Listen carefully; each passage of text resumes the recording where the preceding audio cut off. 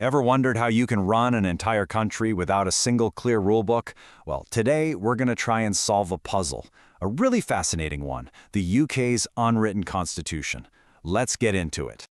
So, let's start with a basic question. If you wanted to sit down and actually read the UK's constitution, where would you go to find it? You know, in the United States, you've got a single famous document. Same in Germany. But for the UK, well, this is where things get interesting. Because here's the kicker. It doesn't exist. Not in one single book, anyway. It's pretty wild when you think about it.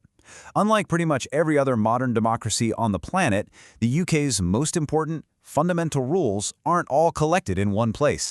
The official term for this is an uncodified constitution. The best way to think about it is like this. Most countries have one big, detailed instruction manual that explains exactly how the government is supposed to work. The UK, on the other hand, it's more like a collection of house rules that have been built up over hundreds of years. They're scattered all over the place, in different laws, court rulings, and even just long-held traditions. It's a system that's constantly evolving. Okay, so if it's not in one book, where on earth are all these rules? To figure this whole thing out, we have to go looking for the clues, and that means tracking down all the different sources.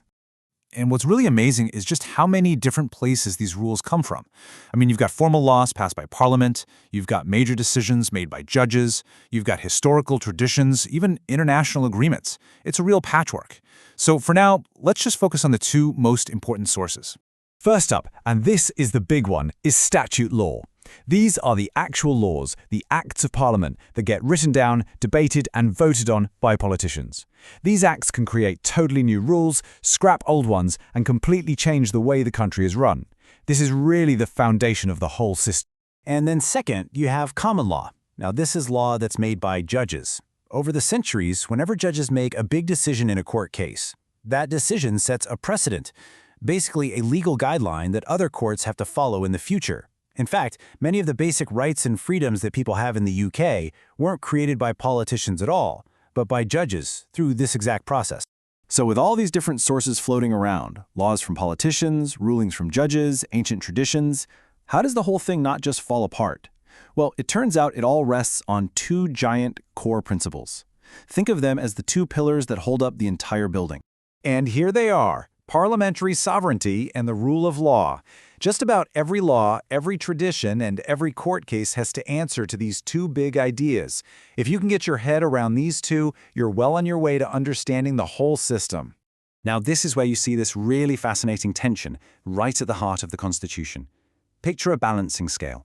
On one side, you've got parliamentary sovereignty. That's the idea that Parliament is the ultimate boss. It can make or unmake any law at once. But on the other side of the scale, you have the rule of law. And that's the principle that everyone, and that includes the government itself, has to follow the law. It's this very delicate, very British balancing act between these two powerful ideas. But that simple idea of a single, all-powerful parliament isn't so simple anymore. Over the last few decades, there's been a massive change to the Constitution, a huge shift of power away from the center. This whole process is called devolution. So starting back in 1997, the main UK Parliament in London started handing over, or devolving, some of its power to new national governments. And this is the result. Scotland, Wales, and Northern Ireland now have their own parliaments and assemblies, with the power to control a lot of their own day-to-day business. Let's just take Scotland as a quick example. The Scottish Parliament up in Edinburgh now makes its own decisions on huge parts of public life. We're talking about things like the education system, the National Health Service, even policing and the courts. All of that is now run from Scotland for Scotland. And you see a very similar story down in Wales. The Welsh Parliament, or Senedd, also controls major domestic policies like health, schools, and transport. So you can see how this has made the whole constitutional puzzle way more complicated than it was just a generation ago.